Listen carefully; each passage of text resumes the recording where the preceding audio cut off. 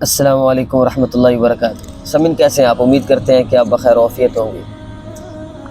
University میں بیٹھا ہوا تھا تو بہت عرصے سے ایک اشکال، ایک شک والی چیز ذہن میں خلل ڈال رہی ہے۔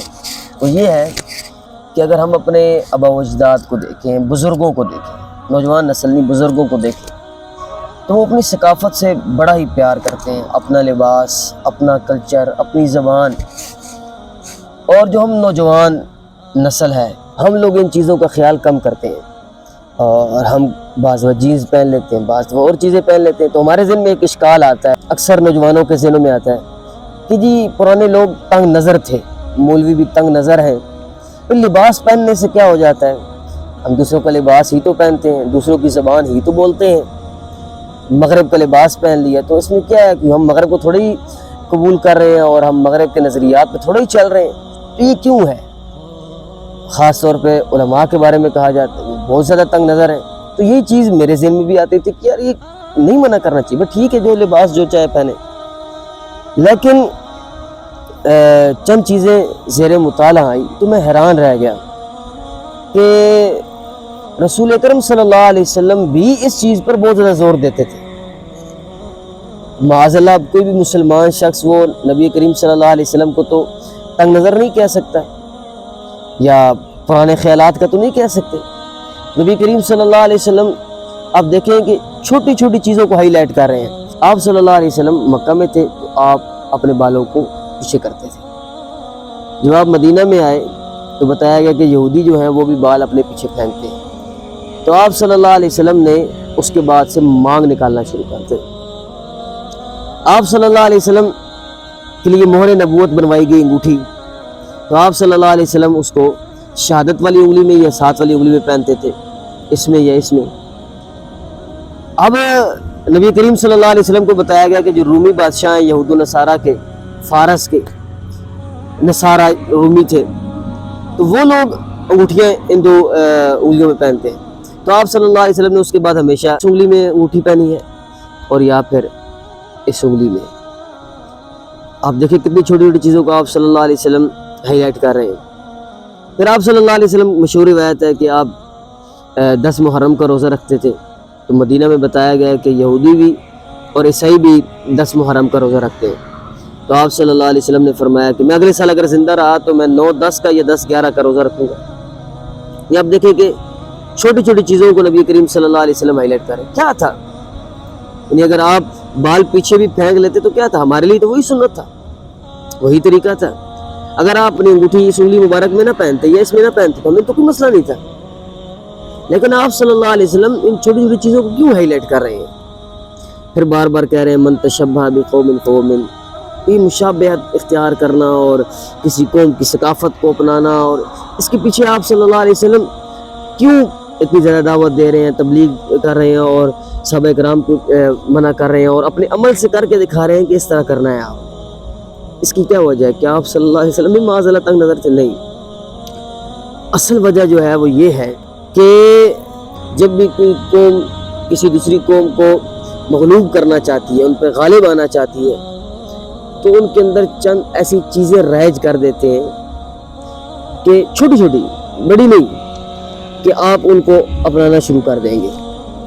جب آپ ان چھوٹی چھوٹی چیزوں میں اغیار کی، مخالفین کی، دشمنان اسلام کی یا دشمنوں کی، کوئی بھی قوم ہے وہ دشمنوں کی ثقافت چھوٹی چھوٹی چیزوں میں اپنانا شروع کرتی ہے، اتباع کرتی ہے، تو آہستہ آہستہ وہ بڑی بڑی چیزوں میں بھی اتباع کرنے لگ جاتے ہیں۔ اصل یہ خرابی ہے۔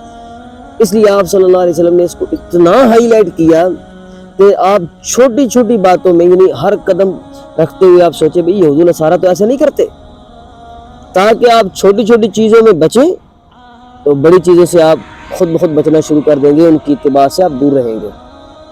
یعنی میں آپ کو اس کی مثال دیتا ہوں کہ لباس ہے، مثلا پینٹ شرٹ ہے، جینز ہے، اب یہ ہماری ثقافت نہیں ہے، اسلام کی بھی ثقافت نہیں ہے۔ اسلام کی ثقافت کھلا ڈلا لباس ہے، جس سے آپ کے جسم کے خد و خال نظر نہ آئے، चुस्त लिबास ना हो। अच्छा चले آپ نے ان کا لباس کاپی کرنا شروع کر دیا، اتنا عام ہوا، ایک نسل پوری لباس کاپی کرتی ہے، اگلی نسل کہے گی یار یہ ہم جن کا لباس کاپی کریں ان کی باقی کلچرل چیزیں بھی تو اچھی ہیں نا، تو آپ مزید ترقی کریں گے اور چیزیں اڈاپٹ کرنا شروع کریں گے۔ جس طرح ہم نے یعنی ان کا فوڈ کاپی کرنا شروع کر دیا، پھر ہم ان کی لینگویج کاپی کرنا شروع کرتے ہیں۔ جب لینگویج آپ کے یہاں آ جائے گی پھر اس کے بعد آپ ان کی ثقافت، ان کا کلچر کاپی کرنا شروع کرتے ہیں۔ کرتے کرتے نوبت یہاں تک آپ پہنچی ہے کہ آپ کے پاکستان کی 30% سے ابو آبادی الحاد کی طرف جا رہی ہے۔ یہ کیوں ہوتا ہے؟ جب آپ چھوٹی چھوٹی چیزوں کو اگنور کرتے ہیں اور اغیار کے کلچر کو، ان کی ثقافت کو اڈاپٹ کرتے ہیں، تو پھر آہستہ آہستہ آپ بڑی چیزوں میں بھی اتباع کرنے لگ جاتے ہیں، آپ پھر لوگوں کو منع نہیں کر پاتے۔ اس لیے اسلام نے، نبی کریم صلی اللہ علیہ وسلم کی سیرت میں چھوٹی چھوٹی چیزوں کے اندر ہمیں کہا ہے کہ آپ نے یہود و نصارہ کی اتباع نہیں کرنی ہے، اغیار کے پیچھے نہیں جانا، تاکہ آپ اپنی ثقافت، اپنے کلچر سے اور اپنے دین سے اور اپنے اسلام سے جڑے رہیں۔ یہ کیوں کہا گیا کہ طوبیٰ للغرباء؟ غرباء کے لیے خوشخبری ہے، اس لیے کہ غرباء لوگ دوسری قوم کی ثقافت کاپی کرنے میں بہت پیچھے ہوتے ہیں، پیسے ہی نہیں ہے، شوق پوری کرنے کے لیے ان کے پاس ذرائع ہی نہیں ہے۔ جس کے پاس پیسہ دیتا ہے، جس کی گردن اونچی ہوتی ہے، وہ سب سے پہلے دیکھتا ہے کہ میں نے کون سا درخت کھانا ہے، وہ سب سے پہلے دیکھے گا میں نے کون سی ثقافت اڈاپٹ کرنی ہے تاکہ میں اپنے لوگوں کو متاثر کر سکوں۔ اگر وہ ہمارے لباسوں میں، ہمارے طور طریقے میں، ہمارے رہن سہن میں ہے تو لوگ کیا کہیں گے، کہ لوگ کیا سمجھیں گے کہ یہ امیر ہے؟ لوگ تو نہیں سمجھیں گے۔ تو وہ اپنی بڑائی ثابت کرنے کے لیے دوسروں کی کلچر ہمارے اوپر لاتا ہے تاکہ لوگ کہیں یار واہ بڑا امیر آدمی ہے اور بڑا الگ آدمی ہے۔ اس طرح کر کے ہم اغیار کے ہاتھوں رسوا ہو جاتے ہیں اور انہی کے مذہب کو قبول کر لیتے ہیں اور انہی کے نظریات کو قبول کر لیتے ہیں۔ تو ابتدا یہ آپ کی بنیادی چھوٹی چھوٹی چیزیں ہیں، اگر آپ اپنے کلچر پر رہیں گے، اپنے بچوں کو یہی کلچر سکھائیں گے تو پھر آپ انسانی ایک غیرت کا تقاضا ہے، انسانی ایک حیا کا تقاضا ہے کہ آپ اپنے لباس حیادار رکھیں۔ اگر آپ مسلمان ہیں، اسلام کی اتباع کرتے ہیں تو لباس حیادار ہونا چاہیے۔ آپ کو اپنی ثقافت سے، آپ کو اپنے کلچر سے، اپنی زبان سے پیار ہونا چاہیے۔ اگر ہم نے آج نہ سوچا تو آنے والی نسلیں پھر ہماری مکمل طور پر ہمارے کلچر، ہماری ثقافت، ہمارا نام ہی نہ ہوگا، ناموں میں ہمارا نام مٹ چکا ہوگا۔ اس لیے ہمیں اپنی ثقافت کی طرف لوٹنا پڑے گا اور ہمیں اپنے اسلام کی طرف لوٹنا پڑے گا۔ بہت شکریہ، السلام علیکم ورحمۃ اللہ وبرکاتہ۔